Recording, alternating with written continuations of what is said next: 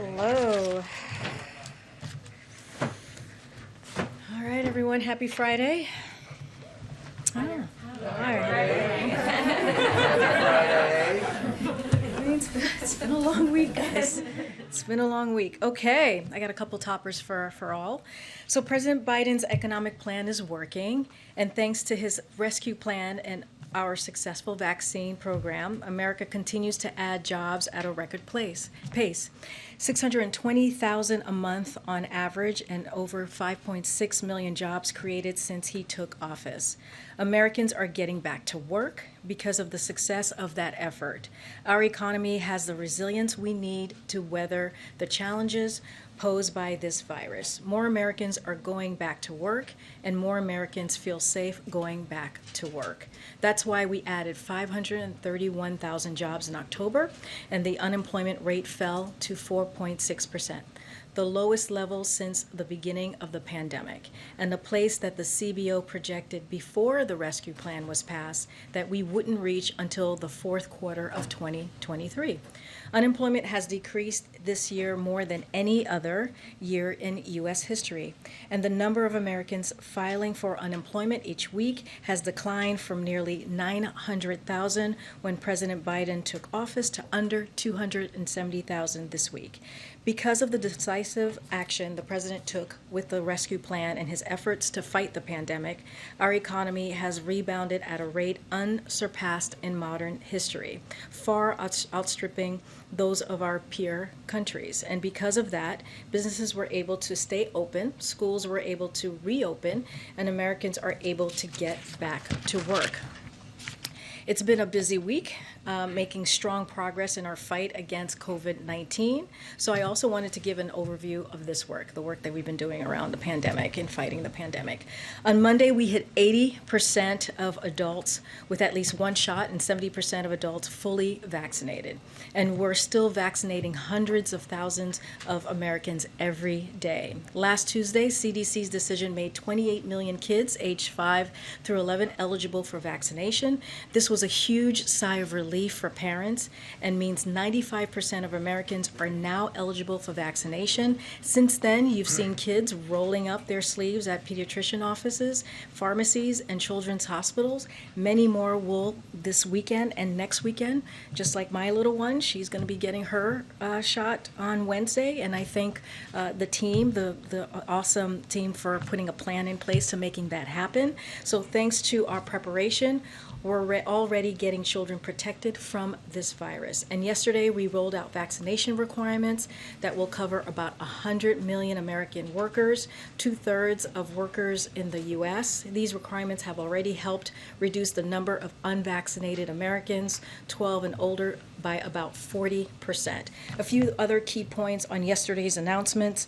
They're going to save American lives and help our economic recovery. To quote just one outside economist, Yale professor Larry Samuelson, economic recovery requires solving the public health problem. Vaccines are our most powerful tool in bringing the virus under control. They boost vaccination rates on average by 20 points, often to over 90%. More vaccinations means saving American lives, and it means avoiding COVID-related absences in the workplace. And we continue to see companies implement these requirements effectively and with little of the concerns that reporting cites. Today, Pfizer, with the collaboration of the NIH, showed incredible promising data for its antiviral pill that treats COVID. This is all subject to pending regulatory reviews, but our understanding is that this is an incredibly promising possible tool in our fight against the virus, with vaccinations being the most important tool. So let me be clear, the work is not over. We have tens of millions of Americans left to vaccinate, and we remain more than vigilant in this fight against the virus. But what is clear right now is that the president's plan to accelerate the path out of the pandemic is working. We are saving American lives and helping our economy continue to recover. And finally, we have a very short preview of the week ahead for next week. On Monday, the president will welcome the Milwaukee Bucks to the White House to celebrate the team winning the 2020 2021 NBA championship. On Thursday, the president will honor America's military members and veterans at Arlington National Cemetery. He will participate in a wreath-laying ceremony at the Tomb of the Unknown Soldier and deliver remarks at the National Veteran Day observance at the Memorial Amphitheater. And with that, I will give it to you. Thanks. Can you give us an update on who the president has reached out to today in his push to get Buildback Better and BIF to the finish line? He said when we saw him this morning, that's what he was going to do in the Oval Office. Any update you can give us? Yeah, like you said, he was pretty clear this morning at the end of his comments on the economy, on the jobs numbers, that he was going to go back into the Oval Office and going to continue to close this out.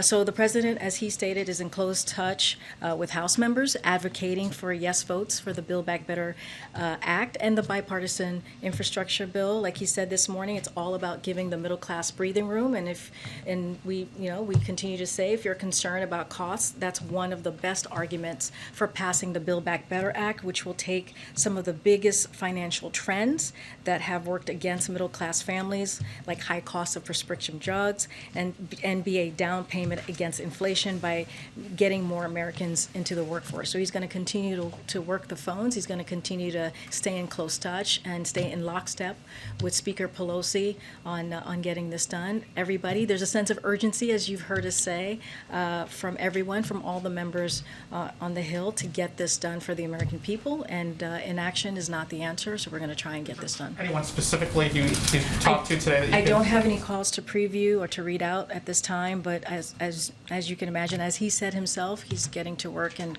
keeping in close touch with folks on the Hill. House leadership indicated today that it'll take some time to get the CBO score ready.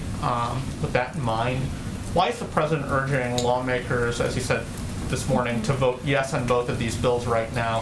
Why not give these folks some time to see what the CBO says and do their jobs? So as you know, the Build Back Better framework that the president put forth, and also the bipartisan infrastructure bill, is paid for. This is something that the president was very clear that he wanted to make sure happened, that as we move forward with these historical investments. And as yesterday's score from the Joint Committee on Taxation indicated, and as shown by the numbers calculated by economists across the administration, which aligns with the JCTs, and what I'm talking about is the Treasury blog that came out yesterday that laid out, you saw that it reaffirmed by Moody's an analyst, this bill is fully paid for by asking the wealthy to contribute their fair share, and that is exactly how we're going to move forward with that, and also reduce the deficit. So the big thing that we continue to say is the time is now to take action. As we saw from Tuesday, the American public wants us to move. They want us to move forward and actually deliver, and so that's what we're trying to do as an administration, deliver for the American public and make sure that this transformative bill really, truly moves forward so it can make a difference in people's lives. Okay. Thanks. The Speaker Pelosi just put out a dear colleague saying it is important that they advance both bills today, and you were just referring to the president's comments where he's called for them to vote right now. Is it the president's expectation that there will be votes today? Well, so I can't speak for the mechanism. Like, I don't have the schedule, the floor schedule, as you can imagine. But the president's been very clear that he wants these passed. He wants these bills moved forward. If it's today, that's wonderful. That's great, because by moving them forward, we are making sure that we're taking action for the American public. So we're going to, again, work in lockstep with Speaker Pelosi and Leader Schumer to get these done. But we have confidence in her and in her leadership, and so I leave it to them on when this is going to get done. I just want to follow up on what you're saying about the cost, because the Moody's Analytics says that, as as the bill is right now in static terms, it would add modestly to the deficit over 10 years. So the numbers are different if you account for potential economic growth, like you were referring to, but that's hard to guarantee. So can you give assurances right here that this will be 100% paid for when everything is said and done? Because right now, moderates don't feel like they have those assurances. Yes, we can give assurance that it will be 100% paid for. That's what we have seen for Moody's, as I just mentioned.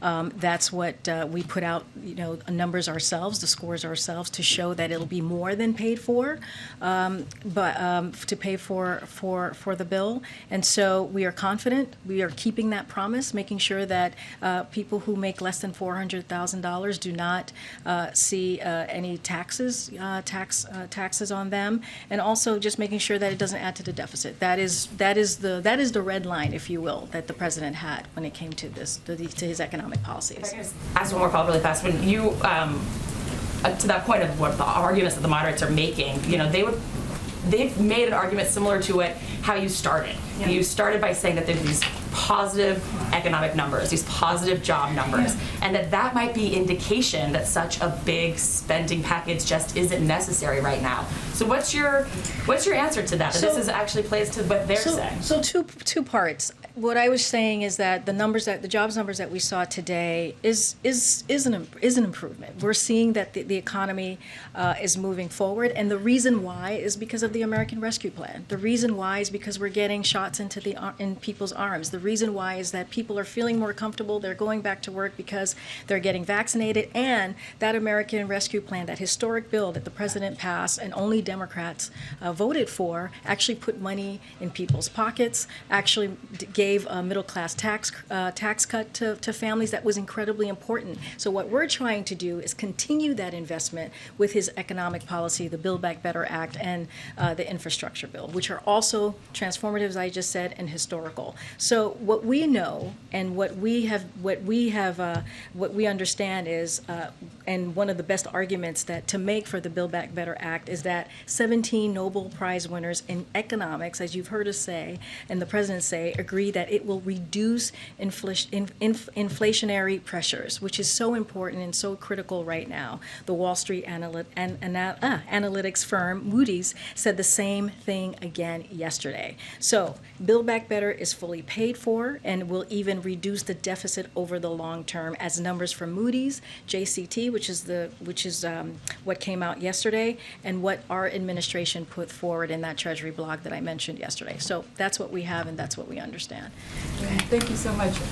Democratic Representative Joyce Beatty said today that the House could vote today on Biden's $1 trillion infrastructure package, but could postpone action on the Build Back Better plan over its cost. And I wondered if you could say if that is acceptable to the president, or if he sees it as a betrayal of progressive demands. So here's what I'll say to that. It's like I'm not going to negotiate or speak to hypotheticals from here. Our main thing is that we want to see both bills done. We are working in lockstep with Speaker Pelosi, and as you know, the president and his team has been talking to members and their staff for the past several weeks. We're continuing to do that today, and we're going to get this done. Inaction is not the answer, and we got to move forward and deliver for the American public. On a separate topic, Biden today mentioned that his administration had secured millions of doses of the Pfizer Covid-19 pill. Could you give us any detail on how many millions, when the delivery is expected, and how much it'll cost? So I don't, so as far as the contract, because that would be a contract component, so like you said, we're securing millions of doses should this receive, right, the regulatory approval, as the president said. So we have already contracted for millions of doses of the Merck antiviral drug in development as well. And so the contract is being finalized, and I would refer you to HHS for more information as it is available. But what's important here is that we encourage unvaccinated people to get vaccinated, so we don't want anyone to get COVID in the first place. So that's the thing that we want to make sure that people understand, is that we still want you to get vaccinated. This is, yes, wonderful and a great, has promising potential. It still has to go through the process, but it's very important for people to get vaccinated. Thanks, Karine. You noted JCT and Moody's Do you guys have a sense in terms of the Pemborton analysis? We've heard some Republicans talk about it. I think Senator Manchin has mentioned an iteration of it in the past, but finding that there would be a shortfall in the 10-year window. Overall, it would cost $3.9 trillion. What's kind of your read on that analysis? Yeah, so the biggest problem with Pemborton's report is that they didn't model the actual bill. And so, for one thing, they incorrectly assume just $1.56 trillion in offsets when the Buildback Better agenda is fully paid for, with over $2 trillion in offsets that the president outlined in the Buildback Better framework that he put out last week, as you all know. And as the Joint Committee on Taxation, which is what we've been talking about, and our own numbers, which align with each other, confirm they underestimate, this is Pemborton, by $292 billion, the combined revenue impact of the corporate minimum tax, stock buybacks, international corporate adjusted gross income surcharge for those making more than $10 million. So the net income investment tax and loss limitation compared to JCT scoring. So they also don't include key areas of Build Back Better that will increase economic growth, like the child tax credit, putting more Americans to work, investing in affordable housing. So, for example, just to give an example here, when it comes to the child tax credit, the analysis does not consider the benefits that most 450 economists, including 4 Nobel Prize winners, recently highlighted in an open letter. They also assume that unpaid for extensions of the programs are happening, which is not a reasonable assumption at all, and rest on the changing the president's stated position. So, I'm not sure what they modeled here, but it isn't what the Build Back Better Act actually is. And then I think you asked about the president, but in terms of on the staff side of things, obviously your team put together the budget analysis last night, the preliminary budget analysis last night. Is there anything else you can talk about in terms of what they've been doing today to try and mollify some of the concerns of those 5 or 6 moderates? I don't have anything specific. These conversations are continuing to happen, and so I don't want to, get ahead of that. But I can say we're working very, very closely with members and their staff to make sure that we deliver for the American public. Again, these are transformational, these are historical, these are going to change the lives of millions of Americans, and we want to get this done. In terms of the message coming out of the election on Tuesday, that there are certainly moderate members who are particularly concerned that if they don't have things like a CBO score and some reassurances about the fiscal boundaries of the Build Back Better legislation, that they themselves could be in peril when it comes to the midterm elections. What sort of conversations is the president having on that point? Does he understand that kind of concern that they're applying in how they proceed with this, now that the urgency of getting this done prior to the election that's just gone by, it seems to be, eased up a bit? Well, I can't speak to, I can't be a political pundit up here, but I can say that the president was pretty clear, I thought, after his comments after the election, and his primary thought or kind of assessment was that we needed to act. He believed that the American public, the voters, basically they felt that we haven't moved quickly enough. And so, we go back to, we laid out our scores through the Treasury's blog, and we've kind of, laid out how this is the revenue is going to be done. And so he pretty much feels that we just have to act. We cannot not deliver for the American public. And so it's basically about getting action, and the time is now to get this done. And so that's how his assessment is. He continues to talk to members, continue to lay out, okay, look, this bill, if we get this through, it's going to help inflation, right? That's a key understanding component of it as well, is what the Build Back Better Act is going to do. And from what I understand, the plan to vote on the bipartisan infrastructure is at least scheduled for 4:30 this afternoon. Would that affect the president's plans to leave town That obviously has already passed the Senate, therefore be ready for his signature as soon as it could get here. What's the impact on all of that? So I don't have anything more on his schedule.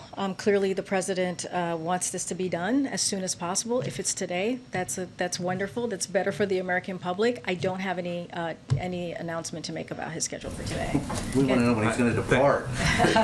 Thanks, Karine. So your administration is negotiating cash payments for some illegal immigrants who were separated from family members under the last administration. Why give taxpayer money to people who broke federal law to get here?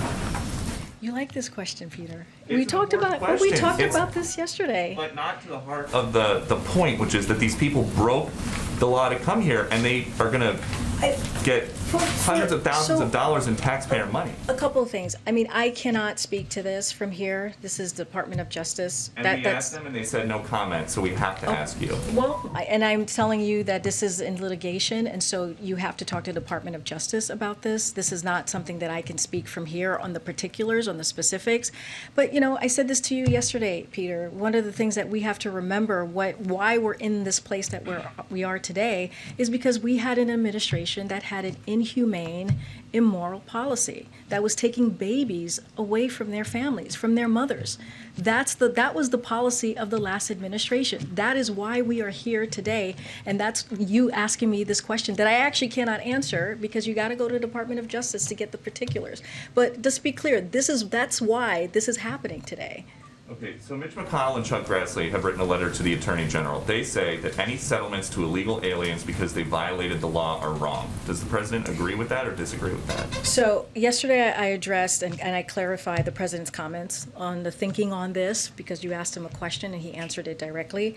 But anything about the process, again, anything about the specifics or the particulars, I can't answer from here behind this podium, so you would have to go to Department of Justice. Then to internal White House processes, when the ACLU heard the President dismiss the idea of $450,000 payments the other day, the ACLU came out and they said he may not have been fully briefed about the actions of his very own Justice Department. So is the President being kept out of the loop about immigration policymaking? Again, Peter, the President was asked, you asked him a question, a direct question, and he was answering it. I cannot say any more than that. Okay, final one then. There is a long line to get into this country legally. Is there any kind of discussion about giving people who are coming here the right way money? Why would we be giving people who are coming here the right way money? Why are you giving people who came here the wrong way? I mean, but I don't understand the question. What is you're saying giving that we should illegal give immigrants. we should give people just money who are coming through? I don't understand the question. You're giving people who immigrated here illegally money. Like I said, that's the Department of Justice. You're going to have to ask them that question. Okay, we'll ask again.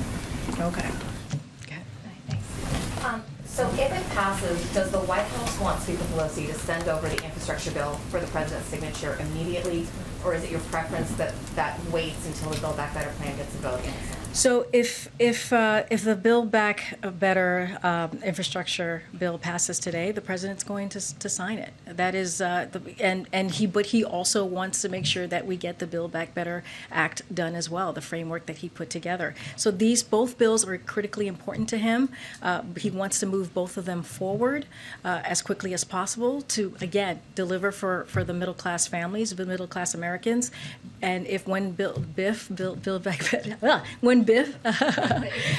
there's so many B's. If the infrastructure bill is passed today, he will sign it. Absolutely. It's important to get that done for the American public. And will he stay in town to sign I it? don't have anything more to share. I know you guys are trying to get that from me. I don't have anything more to share about his schedule. And so, like I said, he's going to continue to work in lockstep with Speaker Pelosi to get this done and work closely with Senator Schumer as well. Have you talked to Speaker Pelosi today? I don't have any calls to read out. I know that, but I mean, you just think they're working with lockstep. Surely you know if they've Well, spoken. it's his staff, our staff, and the president as well. I do not have anything to read out to you, but like I said, we're working in lockstep to get this done. This is incredibly important to the president, as you all know. Go ahead, Stephen. I want to ask you about some of the changing contours of the Buildback Better reconciliation bill just in the last couple of days. Yeah. In addition to putting paid leave back into the bill, the Democrats also have added, they've raised the limit on state and local tax deduction. all year, the White House has been saying that that would be too expensive to do. What changed, and why is the White House backing it now? Well, as you know, as you just stated, that is not something that we clearly put into the original bill. Look, but the president understands from both Speaker Pelosi and Leader Schumer that for this bill to pass, it needs to address the SALT issue. And because many members of Congress believe the 2017 tax law unfairly targeted their states and localities, including middle-class income Americans, with a $10,000 cap. So it is a long-term, sustainable reform that doesn't add at all to the deficit over the decade. And over that period, it will mean that millionaires and billionaires actually pay more than they would otherwise. The agreement reached in the House of Representatives would raise the cap to $72,500, fully paying for itself across this decade. It's a sustainable solution that means those with lower incomes would be able to fully write off their state and local taxes, while millionaires and billionaires would see their deductions cut back and pay more over time. This is one part of an overall package, as you can imagine, Stephen, that asks more from the highest income Americans. Separate matter. Yep. Last night, the White House confirmed that one of the members of the traveling party in Scotland came down with COVID. Can you say whether this person was either a commissioned officer, as you said you would disclose, or a senior advisor, or someone who was a trusted advisor to the president? So I'll say this, just to confirm, and so folks know, and I think people know this already, one member of the president's traveling party tested positive through a lateral flow test on Tuesday for COVID-19.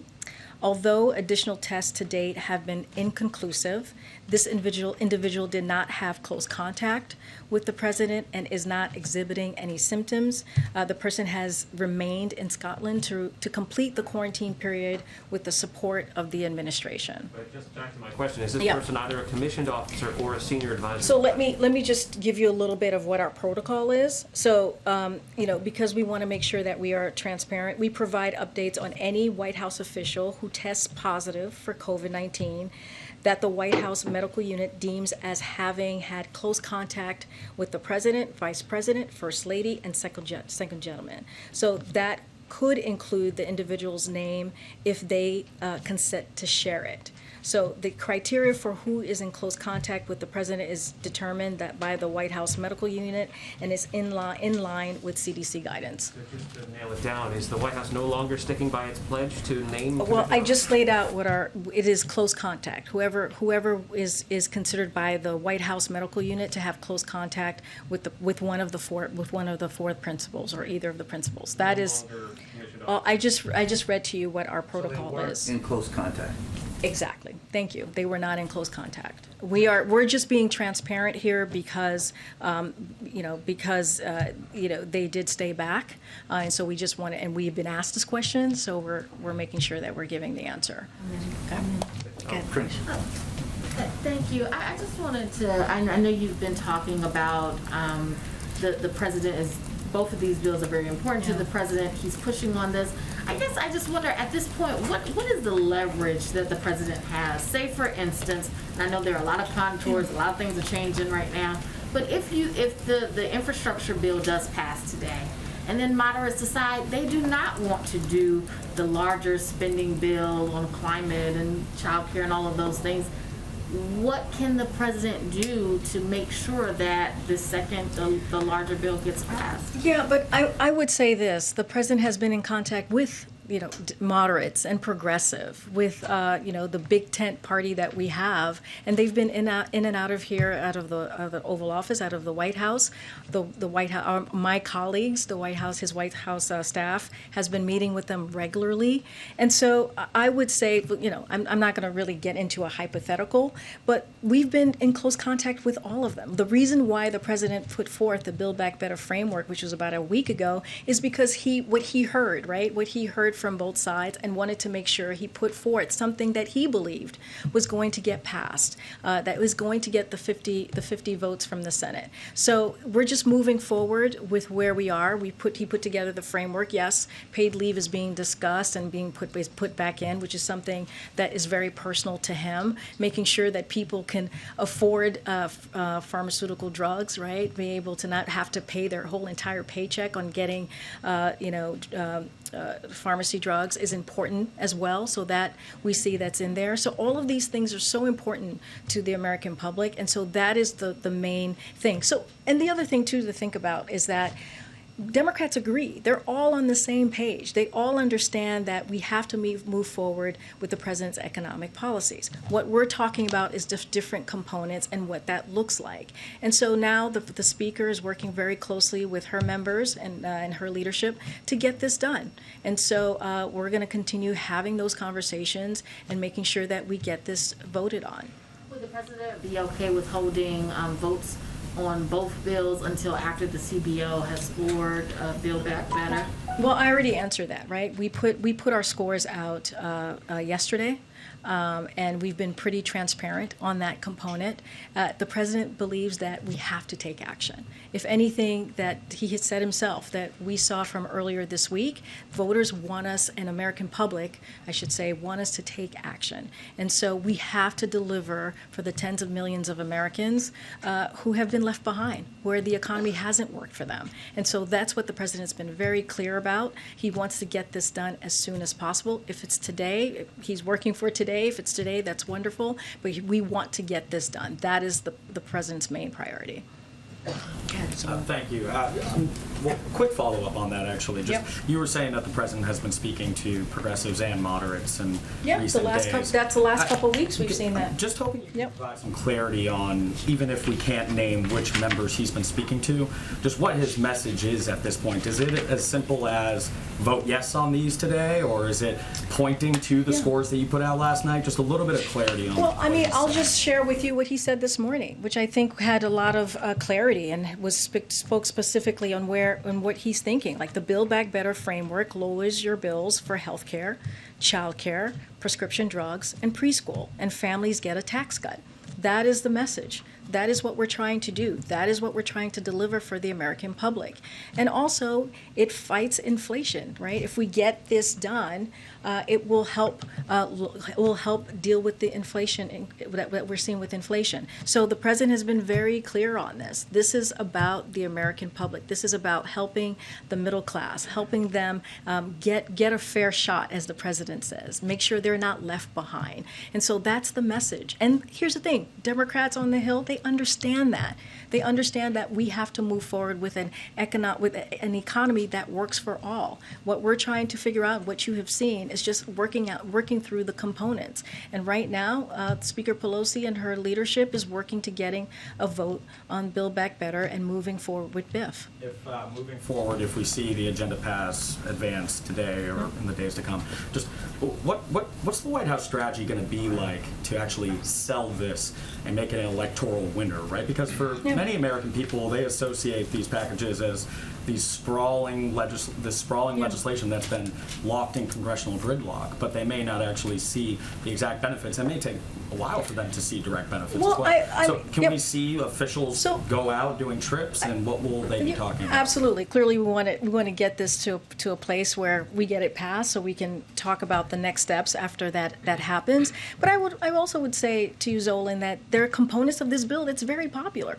You know, we've seen that in the polling. There are things in this bill that the American public love and understand and need. And if you think about the American Rescue Plan, right, you think about the child tax credit, which the American public is already feeling, right? If you are a family, 9 out of 10 families with kids are going to get a middle tax cut. And that's important.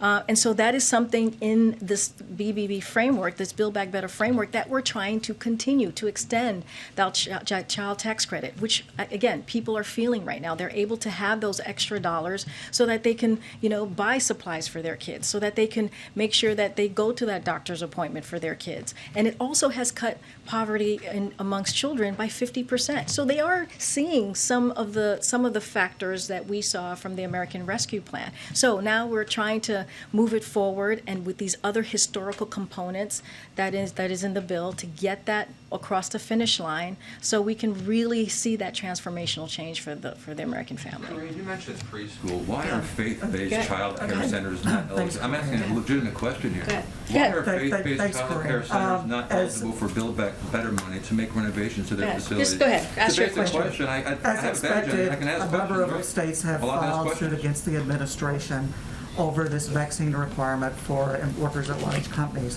I'd like to get your response to that, and also, how confident are you that this mandate can withstand these challenges? So we are very confident that it can. Just a couple of things that I wanted to just lay out so that people understand. As for the legal side of this, let me be crystal clear to avoid what appears to be possible misinformation or disinformation around the emergency temporary standard being a vaccine mandate. That would be on its face incorrect, as has been explicit for months. It is a standard for safe workplace to either comply with weekly testing or to be vaccinated. And second, as outlined, the Department of Labor has a responsibility to keep workers safe and the legal authority to do so. To quote from last night's call on this, the new emergency temporary standard is well within OSHA's authority under the law and consistent with OSHA's requirements to protect workers from health and safety hazards, including infectious disease. OSHA has broad authority to issue and enforce health and safety standards to protect workers in staying safe and healthy in their jobs. So this is something that we believe that we have authority to do, that the Department of Labor does. So this is a power, because this is a power that Congress empowered OSHA with through a law that has been on the books for more than 50 years. And to reiterate, we focused on accelerating our path out of this pandemic and saving lives, and why others are not in wanting to do that is a question for them. So we believe we have the authority to do this, the Department of Labor. And again, this is about saving people's lives. This is what this is about, and making sure that their workplace is safe. Again, regarding Buildback Better, why are faith-based child care centers not eligible for Buildback Better money to make renovations to their facilities? Yeah, for sure. The president, when he was overseas, suggested that he may be looking at different options, that OPEC Plus is now going to increase the supply. Is the president considering tapping the Strategic Petroleum Reserve? Yeah. Is there a timetable for making a decision on that? So I don't have an announcement at this time. As you can imagine, we're going to use every tool at our tool belts to do what we can, assessing and monitoring the situation on the oil process very, very closely every day. I just don't have additional actions on this. And then he met yesterday with Fed Chairman Powell and also Fed Governor Brainerd. What is his timetable for making a decision on some of the vacancies on the Federal Reserve? I mean, he said, it could be very soon.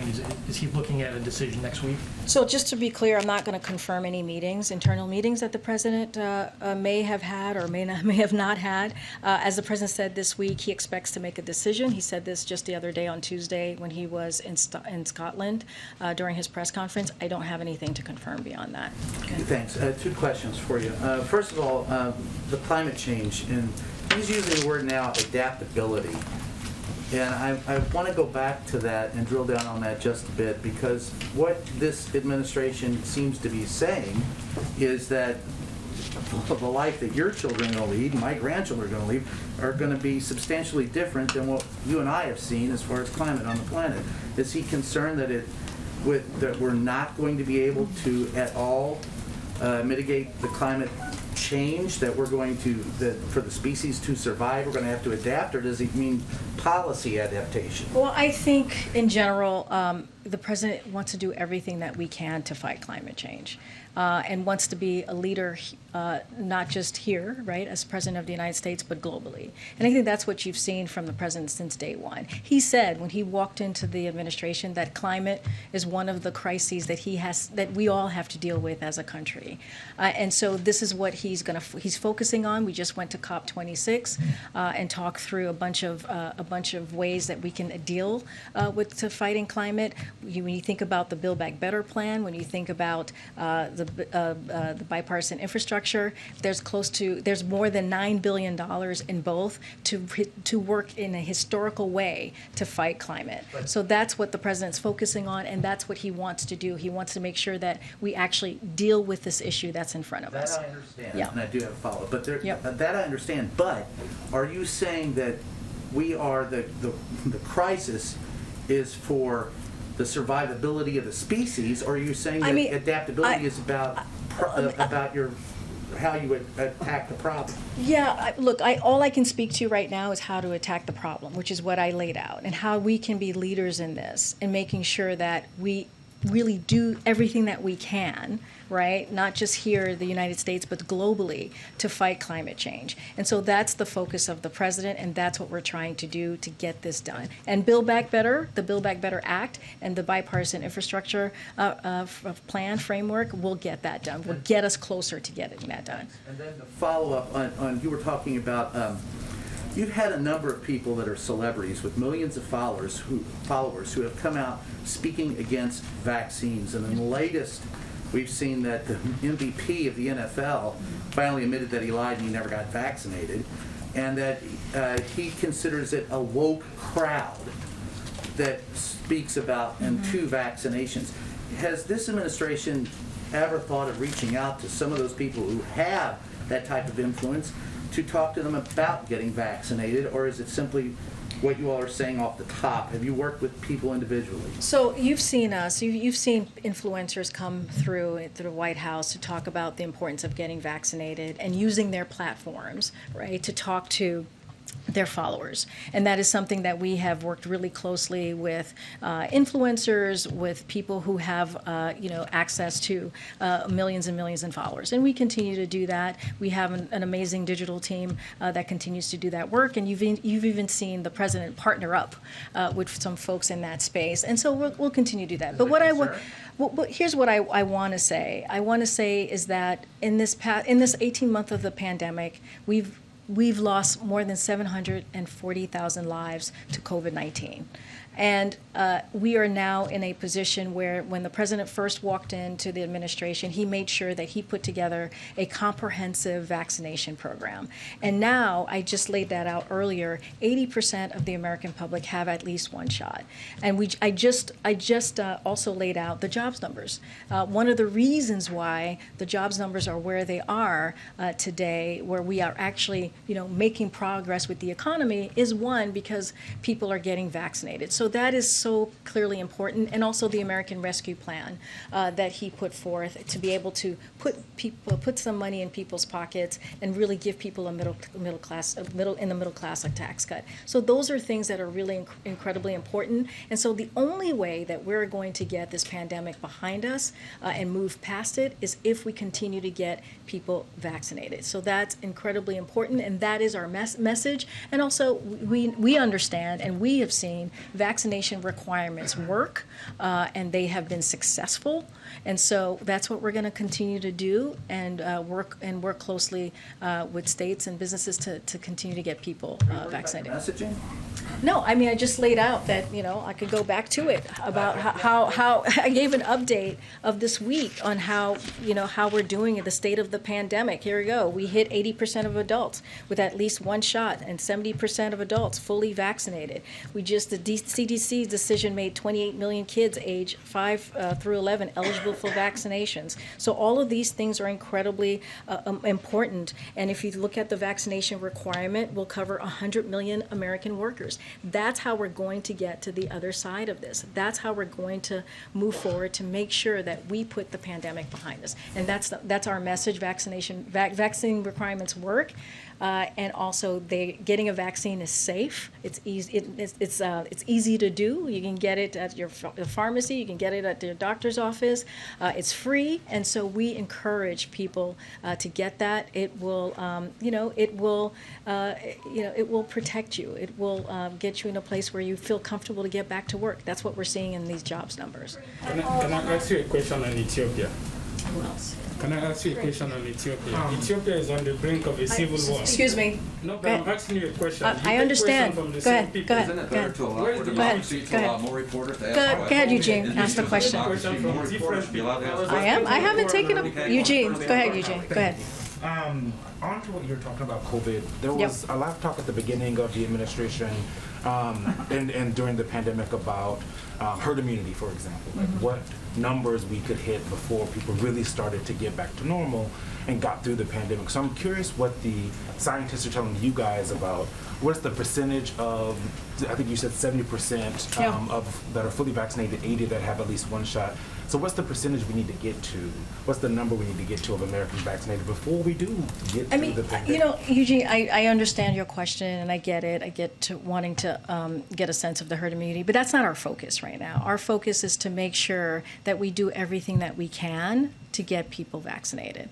Our focus is to make sure, like now we have 5 to 11 young kids from 5 to 11 who can now get vaccinated, which is incredibly important. And parents, you know, working with parents to make that happen, I think that's very important. Having these vaccine requirements, that's incredibly important. I just mentioned 100 million workers will now be able. That's what that requirement is going to touch. 100 million workers. We know that getting people vaccinated will help the economy, make people feel safer. We're seeing this right now with the jobs numbers that we just saw today, and which is incredibly important and critical. 620,000 a month on average, and over 5.6 million jobs created since he took office. And that's a lot is because of the president's leadership. It's a lot is because of the American Rescue Plan and getting those shots in arms. So 531,000 jobs in October, and the employment rate fell to 4.6%. So in order to get back or getting this economy going again, this is what we need to do. So that's our focus. That's why we've made it available in a way that it's free, so that people can get it 5 miles away from their home in majority of places across the country. And we're just going to continue to have those conversations. And that's a question on Ethiopia. And back to the selling of the Buildback Better and the BIF and whatever the letter. I know. Buildback Better Act and bipartisan infrastructure. Yeah, I know. They're both great. Exactly. We're trying to get them moving for the American public. But when you guys think about selling it, we saw that with the child tax credit. We did a poll, and just 38% of people gave President Biden credit for the CTC, and only 47% gave Democrats credit for the CTC. Yeah. So how are you guys envisioning that you're actually going to sell this in a way that people say, Democrats gave this to us, President Biden gave this? So I think you're right. Like, we have to go out there and talk about these bills, right? And the thing is, the president has done that, right? He's traveled across the country and talked about his Buildback Better agenda. He's talked about the infrastructure bill. We've seen cabinet secretaries do the same. We've heard from White House officials here. My colleagues do the same. And we're just going to have to continue to have those conversations. And I think once we get those two pieces of legislation across the finish line, and we'll get out there, do a blitz, and make sure that that messaging is out there on what we have done and how we've delivered for the American people. And so that's really important. But the focus right now is we got to make sure we get this out of Congress and continue to work with members on the Hill to make sure that we deliver again this transformational and historical two pieces of legislation, so that we can actually change and invest in the Americans' lives. Thanks, Karine. Okay. Can you answer maybe one more? Okay, one more. JJ, did I take one from you? Not yet. Okay, go. Could you explain when the policy on the revealing the White House commissioned officers who have COVID, when did that change? Because on July 20th, Jen Psaki specifically said she would reveal the names of all commissioned officers, all the senior staff who have COVID. She would err on the side of being transparent and reveal it. I mean, look, like I said. I'm just telling you what our policy is, and I'm happy to read it over to you again. Our commitment, again, is for transparency, so we provide updates on White House official who test positive for COVID-19 that the White House Medical Unit deems as having had close contact with the President, Vice President, First Lady, or Second Gentleman. That could include the individual's name if they consent to share it, so they have to consent to share that, and the criteria for who is in close contact with the President is determined by the White House Medical Unit, and it is in line with the CDC guidance. That is our policy. That's what I just read to you. I don't have anything more beyond that. When that policy changed, I just read you what our policy is, and that's what I have to share. Follow Yeah, up okay, on that. thank you, everybody. Does the President believe Was the faith-based president child really care about centers Ethiopia? should be Ethiopia is on the eligible for brink of a Buildback civil Better? war. You might want to open the floor up to more reporters.